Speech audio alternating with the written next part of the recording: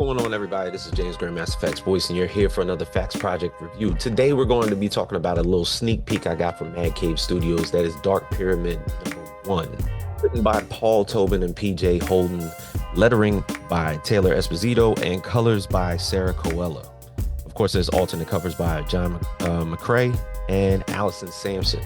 Now, to get right into this, I absolutely enjoy a storyline where the setting is another character in the story, and it's in a let's base it this way. It's kind of like an Alaskan supernatural thriller, and it all derives around the point of view of social media, basically through a character by the name of Huki Hidalgo, and he live streams his social media channel by basically taking his fans through all of his adventures.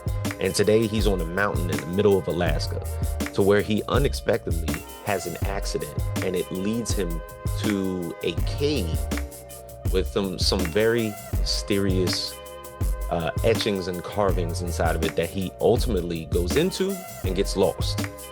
And this is seen live by all of his fans on social media. And one of the participants happens to be his girlfriend, Becca. And Becca, as it does when it jumps into her arriving into this Alaskan territory of Foothorn, is also live streaming the rescue attempts of trying to get Huki back.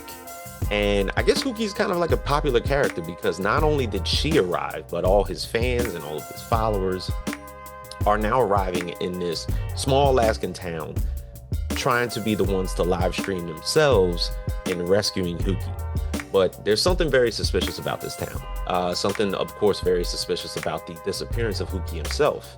And I think that the emphasis on how Paul and PJ kind of like grasp at this as kind of like, once again, like I told you, the point of view of today's social media climate, based into the disappearance of somebody, that's something that you should be taking seriously.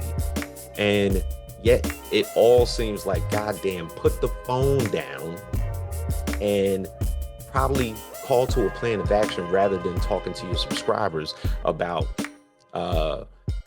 going into the mountains, the storm's coming, maybe I should find a place to stay. And the thing is, Becca can't even find a place to stay in this small town because all of Huki's subscribers and followers have taken up refuge throughout this entire place.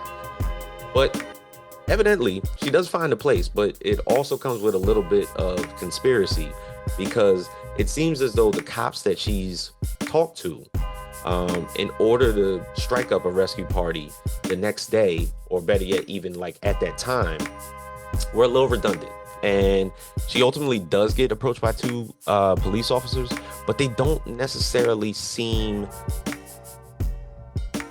too authoritarian. Like, they're almost like in a means of setting her up. They're like, okay, yeah, we want to put you in a place where you'll be safe.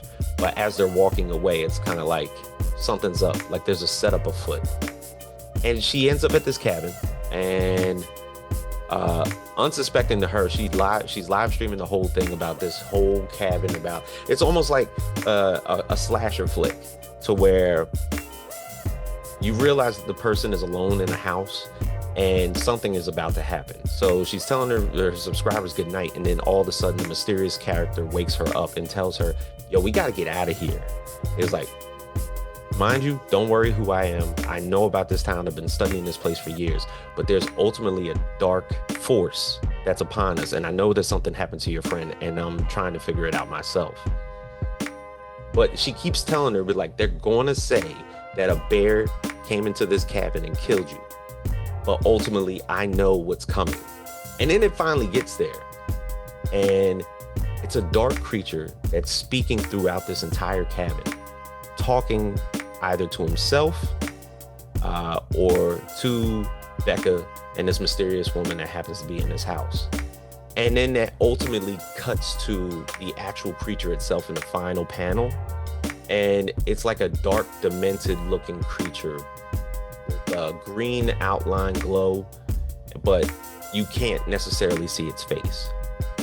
And you're kind of realizing that there's so much of what this town has built upon. Yes, there's humans living here, but it seems like everybody is necessarily knowledgeable of what is a part of this mountain of Denali, about Hookie's disappearance, and anybody who tries to find out why Hookie's missing is ultimately going to end up killed. But I thoroughly enjoyed the story. I appreciate this sneak peek. I'm looking forward to reading a lot more of this once it starts to get released. But feel free. Of course, we'll be doing a lot more reviews of Dark Pyramid as it's being released on Man Cave Studios. But for everybody that's enjoyed us, thank you for joining us on the channel, and I'll see you guys next time.